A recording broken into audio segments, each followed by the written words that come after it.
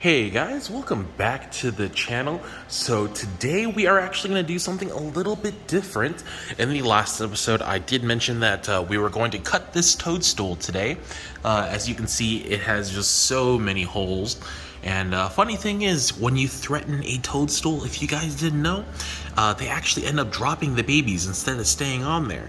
So in the back right there, you'll actually see one of the babies fell off after we threatened to cut it up into pieces.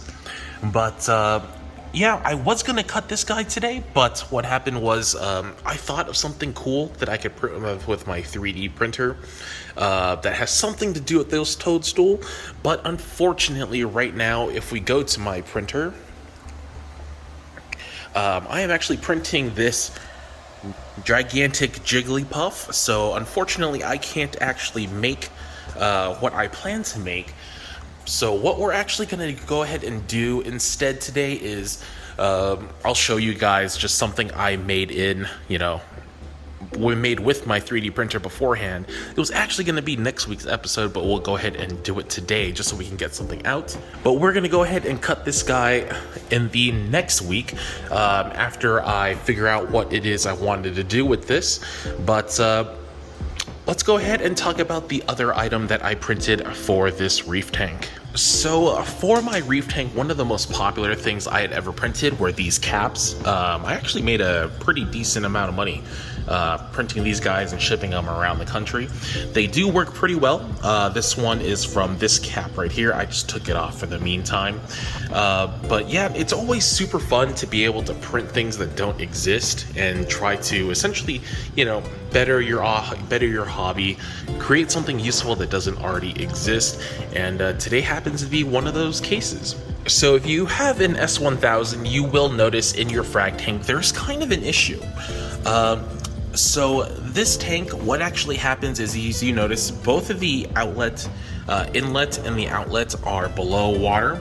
So what happens after a while, especially pretty much every week, is that you'll actually get this film around the top of the water, which, if you think about it, is normal. It's usually like some type of floating algae, for example. It's a little hard to see, but you may be able to see it in here. It's kind of like spit. It's like thicker water, essentially. And unfortunately, there really isn't a way to get rid of it. Just because, for like a standard reef tank, what you have is essentially like an overflow that sucks up all the scum and then sends it down into like your filter sock, for example. So the last couple days, essentially what I created is actually this guy. So how it essentially works is just the, like a standard overflow. The water goes down into this hole right here and then into that back chamber. So let me go ahead and put this on just so you guys can see it. It's going to go into this back inlet right here, and we'll go ahead and get this sucker working. So as you can see right here, it's actually sucking the scum away. All the film that was on the top of the water is now going into that overflow, which is going to go into that rear chamber and then into the return pump area. Now the water is going to change a little bit just because I did just ram it in there. It'll equalize back out again, so I'm not too worried. Oop, light just turned off there, but that's okay. But yeah, this guy is really great. As you can kind of see right here, it has no issues, sucking the water in. I did decide to go all the way to the back instead of, for example, making a circle. And the reason being is, if I did make a circle, we would only essentially have the front half and the whole back half would be wasted. So I figured as much. We'll go ahead and just, make it from the front all the way to the glass, just so we have as much overflow as possible without wasted space. And the great thing also is that because the water is going in, so there is kind of a suction on the bottom, this doesn't require any type of, anything really to hold it up. It pretty much just sucks right on, and yeah, it's stayed so far for the last little bit. Now, just to kind of show you guys, I did go through a couple iterations of this overflow. I have them right here just because it's all trash now. I tried them, they didn't quite work. For this one, it was just a little bit too long, and then I did try out the shape of the funnel right here. For some reason, my slicer that I use, even if I put it at the same measurement, sometimes for some reason it doesn't fit in that hole. I'm not really sure why. And then this one, we did try it with just a little bit longer of teeth. They're a little bit closer together as well.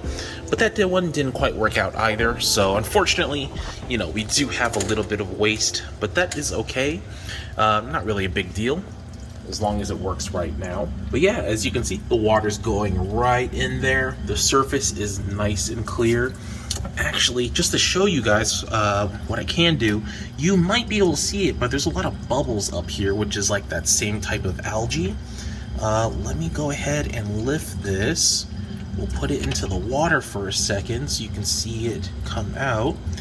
And yeah, there you go. And it sucks right in, yeah, which is awesome. So now, graciously, I don't have to worry about, you know, any cloudiness or loss of par on the surface of the water.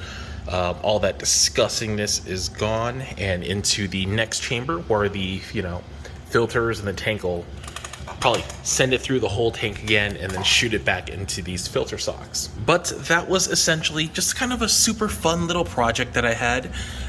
It's working out super well. It looks really nice. Obviously does what it's intended to. It's very low profile. It doesn't obstruct anything really. And by actually going this route, it's giving me a little bit of an idea that I might have in the future. Obviously, I'm not going to tell you guys that right now.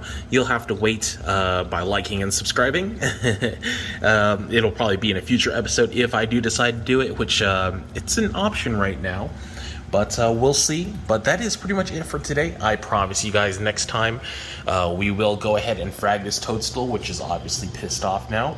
But you can clearly see all the little Swiss cheese holes that are in it. So we will definitely go ahead and cut that. I'll record it, show you what it is that I've thought of. But that is it for today, guys. Thank you so much for watching. It'll be a little bit shorter of an episode probably. But I'll see you guys on the next one. Peace.